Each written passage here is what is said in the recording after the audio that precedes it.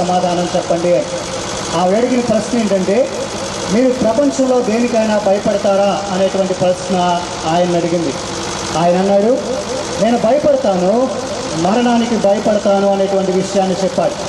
నేను ప్రతిరోజు పడుకునేటప్పుడు అదే భయంతో పడుకుంటాను. ఎందుకంటే చనిపోయిన తర్వాత ఎక్కడికి వెళ్తాను అనేటువంటి విషయం నాకు తెలియదు కాబట్టి నేను భయపడుతూ ఉంటాను అనేటువంటి విషయాన్ని ఆయన చెప్పాడు.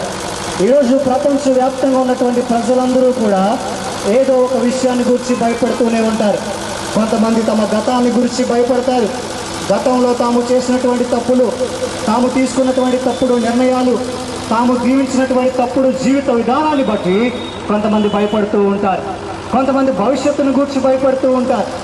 భవిష్యత్తులో నా పరిస్థితి ఏంటి, నా కుటుంబం యొక్క పరిస్థితి ఏంటి, నేను చనిపోతే ఎక్కడికి వెళ్తాను, ఏం జరుగుతుంది నా కుటుంబం అనేటువంటి విషయంలో వారు భయపడుతూ ఉంటారు. కొంతమంది ప్రస్తుతానికి భయపడతారు.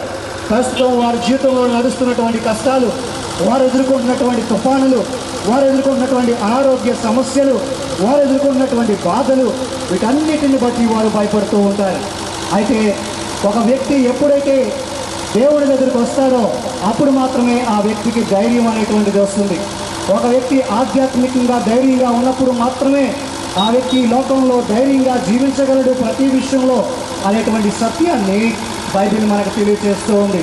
అదే ధైర్యాన్ని ఇవ్వటం కోసం, మనుషులకు ఆనందాన్ని ఇవ్వటం కోసం యేసు క్రీస్తు ప్రభు ఈ లోకానికి వచ్చాడు. యేసు క్రీస్తు ప్రభు ఇచ్చేటువంటి ఆనందము ఎప్పటికీ ముగియనిది, అది శాశ్వతమైనది, అది నిత్యము ఉండేటువంటిది, అది ఎన్నడూ తరగనిది అనేటువంటి విషయాన్ని మీకు చెప్పడానికి నేను సంతోషపడుతున్నాను. కానీ ప్రస్తుత ప్రపంచంలో చాలామంది శాశ్వతం కానటువంటి ఆనందాల కోసం వెంటాడుతూ అనేక రకాలైనటువంటి మత్తు పదార్థాలకు బానిసలవుతూ లోకంలో ఉన్నటువంటి పాపాన్ని, బురదను, మురికిని అందించుకొని దాని నుంచి విడుదల పొందలేక, దాని నుంచి విడిపించుకోలేక రక్షకుడు ఎవరొస్తారా, నాథుడు ఎవరున్నారా, మమ్మల్ని కరుణించేవారు ఎవరున్నారా, మాకున్నటువంటి ఈ పాపం కలిగించేటువంటి భయాల నుంచి, ఆందోళన నుంచి విడిపించేవారు ఎవరా అని చెప్పి మానవుడు భయపడుతూ ఉన్నాడు. సో ఈనాడు యువతను చూస్తుంటే అనేక మంది యువత మత్తు పదార్థాలకు బానిసలవుతూ ఉన్నారు. బానిసలై వాటికిలో లోబడిపోయి వారి జీవితాలను వారు ముగించుకోవడానికి ఇష్టపడుతున్నారు. ఆత్మహత్యలకు కూడా వెనుకాడినటువంటి వారు ఎంతోమంది ఈ లోకంలో ఉన్నారు. ఈ విషయంలో సామాన్య మానవులు మాత్రమే కాదు, కానీ సినిమా యాక్టర్లు, సెలబ్రిటీలు వారు కూడా ఇలాంటి విషయాల్లోనే చిక్కుకుపోయి తమ జీవితాలను ముగించుకుంటూ ఉన్నారు. అయితే మనిషి జీవితంలో డబ్బు నిజమైన ఆనందాన్ని ఇవ్వలేదు, పేరు ప్రఖ్యాతను నిజమైన సంతోషాన్ని ఇవ్వలేదు. భౌతికంగా మనిషికి దొరికేటువంటి ఏది కూడా మనిషికి శాశ్వతమైనటువంటి ఆనందాన్ని ఇవ్వలేదు. ఎందుకంటే మనిషి హృదయంలో ఉన్నటువంటి పాపము, మనిషి హృదయంలో ఉన్నటువంటి ఆ పాపము ఇచ్చేటువంటి ఆ స్వభావము మనిషిని శాశ్వతమైనటువంటి ఆనందానికి దూరం చేస్తుంది. మనుషులను పాపం నుంచి విడిపించడానికి, మనుషులను పాపం నుంచి విడిపించి నిజమైన సంతోషాన్ని, ఆనందాన్ని ఇవ్వటం కోసం యేసు క్రీస్తు ప్రభు ఈ లోకంలో జన్మించాడు. ఆయన ఈ లోకానికి వచ్చినప్పుడు ఆయన గురించి చెప్పబడిన మాట ఏంటో తెలుసా?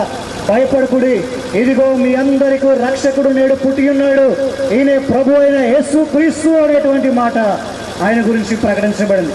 అవును, మనుషులు పట్టుకున్నటువంటి ప్రతి భయం నుంచి విడిపించడానికి ఆయన రక్షకుడిగా ఈ లోకానికి వచ్చాడు. ఆయన రక్షకుడిగా మాత్రమే కాదు, మనుషులకు తోడుగా ఉండటానికి, వారికి తోడుగా ఉండి వారి జీవితంలో నిజమైన సంతోషము, ఆనందము ఇవ్వటానికి ఆయన ఇమ్మానుయేలుగా ఈ లోకానికి వచ్చాడు. ఆయన మానవులందరి పాపము నిమిత్తము కలువరి శిలువలో మరణించాడు. ఆయన రక్తాన్ని చిందించాడు. ఆయన కాచినటువంటి రక్తము ద్వారా మానవులకు పాప విమోచన అనేటువంటిది కలిగింది.